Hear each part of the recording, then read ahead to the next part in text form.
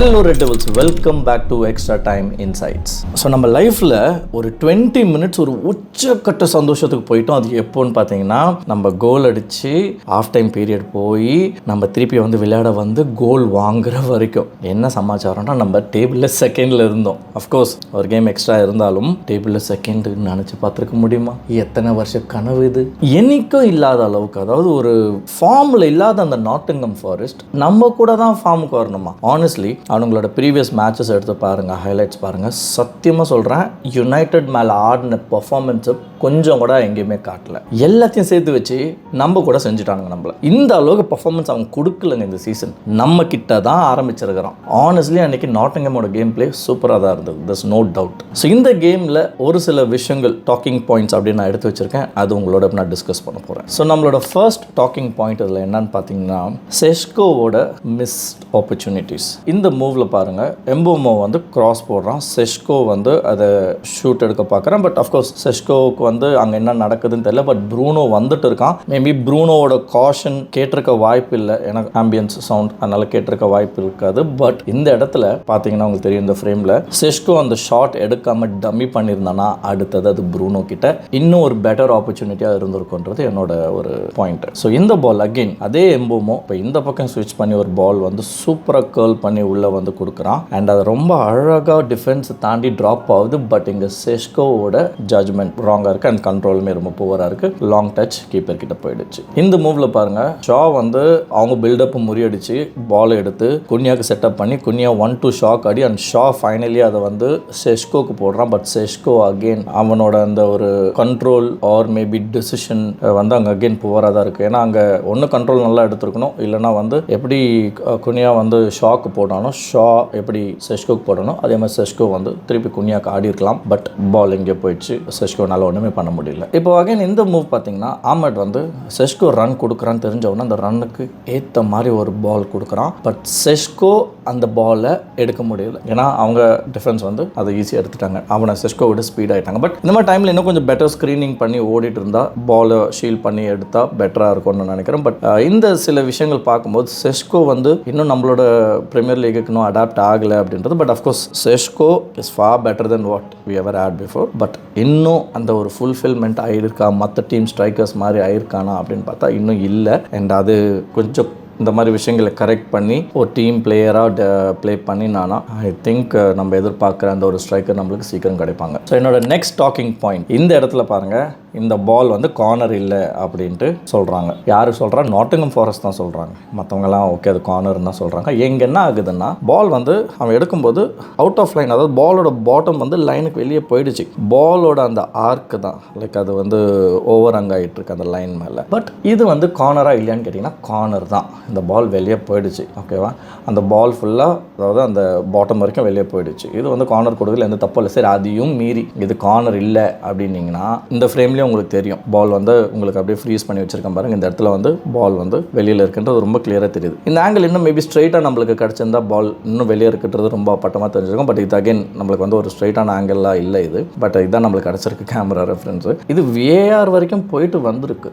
And அது கார்னர்னு தான் சொல்லியிருக்கிறாங்க. ஸோ இது இந்த ஒரு கார்னர்னால கோல் போச்சு, அப்படி அந்த கார்னர்னால நீங்கள் ஒரு கோல் அடிச்சிங்க அப்படின்னு சொல்கிறவங்களுக்காக தான் இது. கார்னர்னால இது கோல் போயிடுமா அப்படின்னு கேட்டிங்கன்னா கிடையாது. லைக் எதனா பெனால்ட்டியா, ஏதோ எங்களுக்கு லக்கு, எங்கள் செட் பீஸ் இந்த வாட்டி ஒர்க் அவுட் ஆயிடுச்சு அண்ட் அது கோல் போச்சு. ஸோ ஒரு கார்னர் போனால் நாங்கள் அந்த கார்னரை டிஃபெண்ட் பண்ண வேண்டியது. நான் அதை விட்டுட்டு இந்த கார்னர்னால தான் கோல் அடிச்சுன்னு சொன்னால் வாட் இஸ் திஸ்?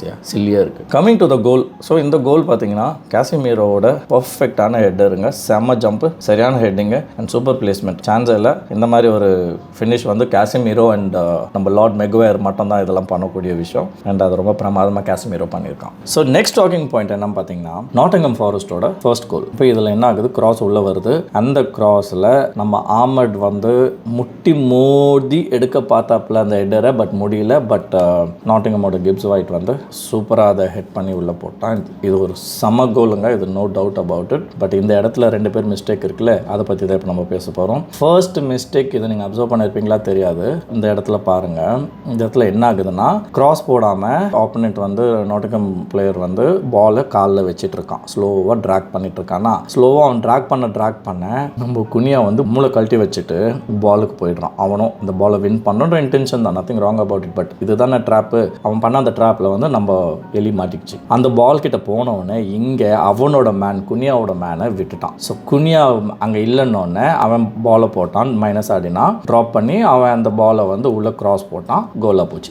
இந்த கோல் போன இடத்துல அஃப்கோர்ஸ் ஆமட் ட்ரை பண்ணாமல் கிடையாது, அவனோட ஃபுல் பொட்டன்ஷியல் கொடுப்பான். நீங்கள் அந்த வீடியோ பார்த்தீங்கன்னா தெரியும், போட்டு தள்ளுறதுக்கு எஃபர்ட் போடுறான். அந்த ஹெடர் அப்பவும் பாருங்களேன், அவன் அப்படி ஓரமாக போயிடுவான், அந்த அளவுக்கு அவன் போட்டிருக்கான். பட் ஸ்டில் எப்படியோ வந்து கிப்ஸ் ஆகிட்டு வந்து அது சூப்பராக கன்வெர்ட் பண்ணிட்டான். அண்ட் லெமன்ஸ்னால கண்டிப்பாக அதை எடுக்க முடியாது.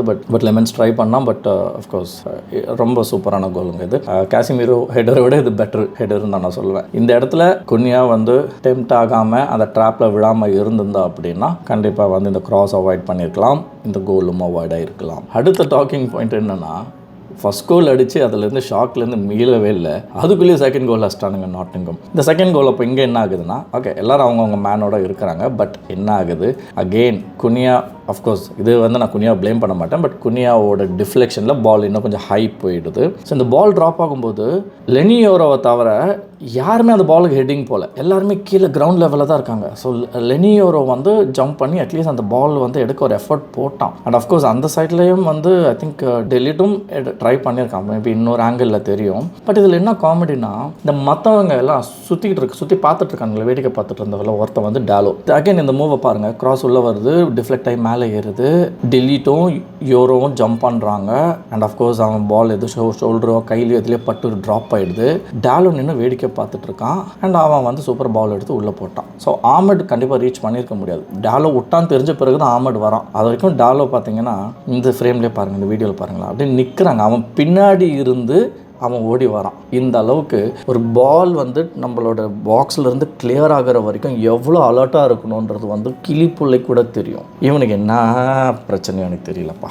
ஸோ என்னோட நெக்ஸ்ட் பாயிண்ட் என்னன்னு பார்த்தீங்கன்னா ஆப்பர்ச்சுனிட்டிஸ். ஸோ இப்போது நம்மளுக்கு 1-2 இல்லைங்க, நிறைய சான்சஸ் கிடச்சிது. ஸோ இந்த ப்ளே பாருங்கள், அம்மட் வந்து சூப்பராக கிராஸ் கொடுக்குறான் செகண்ட் போஸ்ட்டுக்கு. அண்ட் அந்த பவுன்ஸ்க்கு அப்புறமா நம்ம காசிமீரோ வந்து ஒரு சின்ன டேப்பின், ஓகே அஃப்கோர்ஸ் அது கொஞ்சம் ஒரு மாதிரி நம்ம ஹைட்டுக்கு என்ன சொல்கிறேன்னா அந்த பவுன்ஸ் எந்த அளவுக்கு இருக்குன்றது தெரியல. பட் கரெக்டாக வச்சிருக்க முடியுமான்னு தெரியல, அந்த அளவுக்கு அந்த ரன்னிங்கில் அந்த ரியாக்ஷன் டைம் இருந்திருக்குமா தெரியல. பட் அந்த இடத்துல மேபி ஒரு பர்ஃபெக்டான டைமிங்காக இருந்ததுன்னா காசிமீரோ ஒரு சும்மா அப்படி காலை வச்சுருந்தானா அது உள்ள கோலுங்க. டைமிங் கொஞ்சம் புவரானதுனால அது கோலாக போகல, இல்லைனா கண்டிப்பாக கோல். ஸோ இந்த மூவ் பார்த்தீங்கன்னா அகெயின் லைக் டாலோ வந்து வெளியிலேருந்து முட்டி மூடி உள்ளே வரான், உள்ளே வந்து ஷூட் பண்ண பார்க்குறான், அவங்க வந்து டிஃபெண்ட் பண்ணுறாங்க. அதுக்கப்புறமா அந்த டிஃப்ளெக்ஷன் பாலில் கூட வந்து அவன் நிம்மதியாக பாஸ் போடல. ஆனால் என்ன ஆகிடுது, கடைசியாக இதுக்கு மேலே நம்மளால் வச்சுக்க முடியாது தெரிஞ்சு அந்த பாலை வந்து டோ பண்ணுறான். அந்த டோ பண்ணும்போது நம்ம எம்போமோக்கு கிடைக்குது. பட் எம்போமா இதில் வந்து பர்ஃபெக்ஷனிஸ்ட்னு சொல்லலாம். சூப்பராக அதை வந்து கால்குள்ளே லாஸ்ட் கேமில் அடித்த மாதிரியே அடித்து நியர் போஸ்ட்டுக்கு போட்டிருக்கலாம். பட் என்ன ஆகிடுச்சுன்னா ஸ்ட்ரைட்டாக கீப்பருக்கு கொடுத்துட்டான். ஸோ இது ஒரு ஆப்பர்ச்சுனிட்டி மிஸ்ஸாக தான் நான் பார்க்குறேன், கன்வெர்ட் ஆகலை நம்மளுக்கு. இந்த கோல் அகைன் நெக்ஸ்ட் கோல் பாருங்கள், ப்ரூனோவெல்லாம் வந்து எங்கே அவன் மூளைக்குள்ளே என்ன இருக்குன்னு பார்க்கணுங்க.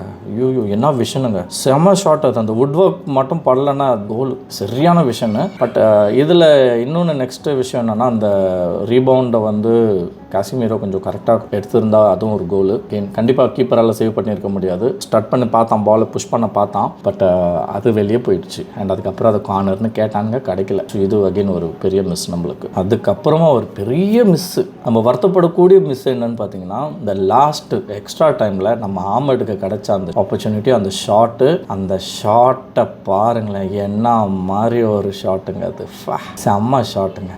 இந்த தடுத்த அந்த படுபாவி நான் ரீசெண்டாக தான் பார்த்தேன் ஒரு ஸ்டாட்ஸில். போன சீசன்லேயும் ஒரு கோல் லைன் சேவ் பண்ணியிருக்கிறான், இந்த சீசன்லேயும் நம்மளோட விக்டரியை தடுத்துருக்கான். பட் இவன் மட்டும் அங்கே இல்லைன்னா அது சரியான கோலுங்க, சான்ஸே இல்லை. செம்ம கோல், கொண்டாடுறானுங்க பாருங்க அவனை. ஸோ இப்போ என்னோட நெக்ஸ்ட் பாயிண்ட் என்னன்னு பார்த்தீங்கன்னா மிஸ்டேக்ஸ். இப்போது நம்ம பிளேயர் வந்து போட்டுட்டு நெக்ஸ்ட் என்ன செய்யணுன்றதுக்கு ஒரு எக்ஸாம்பிள் தான் இந்த மூவ். ஸோ ஆக்சுவலி பார்த்தீங்கன்னா அது குனியா வந்து பில் பண்ணி அது டாலோ கொடுக்குறான். டாலோ வந்து அது ப்ரூனோக்கு போடுறான். போட்டுட்டு அவனுக்கு முன்னாடி அவ்வளோ ஸ்பேஸ் இருக்குங்க, அவன் வந்து விங்கர் பொசிஷன் ஆடுறான். இப்போ என்ன செய்யணும், இங்கே நிற்கணும், ஃபுல் பேக் மாதிரி இங்கே நிற்கணும், ஏறி போயிருக்கணுங்க. அவன் சூப்பர் பாலுங்க, அது ப்ரூனோ போட்டது சூப்பர் பால். நின்று வேடிக்கை பார்க்குறான். நீங்கள் திருப்பி பாருங்களேன், போட்டுட்டு அங்கே நிற்கிறதுல என்னங்க யூஸ் இருக்குது? எதுக்குங்க அப்புறம் இவனை விங்கராக போட்டிருக்கும்? இந்த மாதிரி ஒரு சில விஷயங்கள் இவன் பண்ணுறதுனால தான் எனக்கு பிடிக்க மாட்டேது. இந்த நின்று போட்டு அங்கேயே ஆடிக்கிட்டு திரும்பி மைனஸ் ஆடுறது, டே போடுறா போட்டு ஓடுறா, இந்த மாதிரி இருந்தால் எப்படிங்க பில்டப் பண்ணுறது? நம்ம விங்கர் எவ்வளோ வீக்குன்றது நீங்கள் இதில் பாருங்கள். ஸோ நெக்ஸ்ட் இதில் பார்த்தீங்கன்னா, இந்த மூவில் பார்த்தீங்கன்னா நாட்டிங்ஹாம் வந்து ஒரு கிராஸ் போடுறாங்க. அந்த கிராஸில் எப்போ அவங்களை ஜம்ப் பண்ண விடுறீங்க? ஃபாரஸ்டோட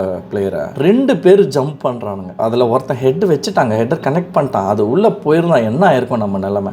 எப்படிடா நீங்கள் ஜம்ப் பண்ண விட்றீங்க? எனக்கு புரியலடா. யோரோ இருக்கான், காசிமீரோ இருக்கான், பேர் என்ன டிலீட் இருக்கான், எல்லாம் ஹைட்டாக இருக்கிறவனுங்க ஏன் குதிக்க மாட்டானுங்கன்னு எனக்கு புரியல. சரி, அங்கே மட்டும் தான் பார்த்தா இந்த மூவ்லையும் பாருங்களா, ஒரு கிராஸ் வருது, நம்ம கீப்பர் பீட்டுன்னு. இந்த இடத்துல வந்து டாலவும் ஷாவும் இருக்கிறாங்க. 2 பேரும் ஜம்ப் பண்ணலங்க. அந்த 2 பேருக்கு நடுவில் அவன் ஜம்ப் பண்ணிட்டு போகிறாங்க, நாட்டிங்ஹாம் ஃபாரஸ்ட் பிளேயரு. எனக்கு புரியலங்க, இதுதான் எனக்கு புரியல. டீக்குள்ளே அந்த மாதிரி ஏர் பால் வரும்போது ஜம்ப் பண்ணாமல் இருக்கிறவனை நம்ம என்ன பண்ணுறது? எதை வச்சு அடிக்கிறது? ஸோ நம்மளோட லாஸ்ட் டாக்கிங் பாயிண்ட் என்னன்னு பார்த்தீங்கன்னா, ஒரு ப்ளசண்டான பாயிண்ட், ஆமட்டோட அந்த வாலி. இதை நம்ம வின் பண்ணியிருந்தால் நம்ம ரேஞ்சே வேறங்க. பாருங்களேன், தேவையில்லாமல் விட்டுருக்கானுங்க. ஸோ இந்த கேம் வந்து ஒரு கான்சோலேஷன் ப்ரைஸ் மாதிரி தான் சொல்ல முடியும்.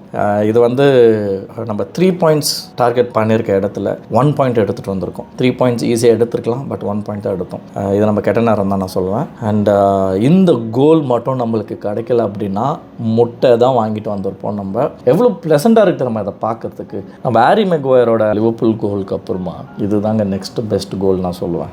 அன்றைக்கி நம்ம தலைவன் அடித்தா அவ்வளோ குஷி ஆக்கணும் எல்லாரையும். அண்ட் அதுக்கப்புறம் அந்த கோல் வந்து நம்மளுக்கு ஒரு ரிலீஃப் தான். பட் நான் எதிர்பார்த்தது கிடைக்கலனாலும் அட்லீஸ்ட் மனசு ஆற்றிக்கிற அளவுக்கு ஒரு ரிசல்ட்டு. ஸோ நெக்ஸ்ட் வீக் நம்ம டாட்னமோட விளாட்றோம். டாட்னம் நம்மளுக்கு ஒரு பெரிய தலைவலி தான். ஆனெஸ்ட்லி ஸ்பீக்கிங் நம்ம பசங்க நல்லா ஆடணும்.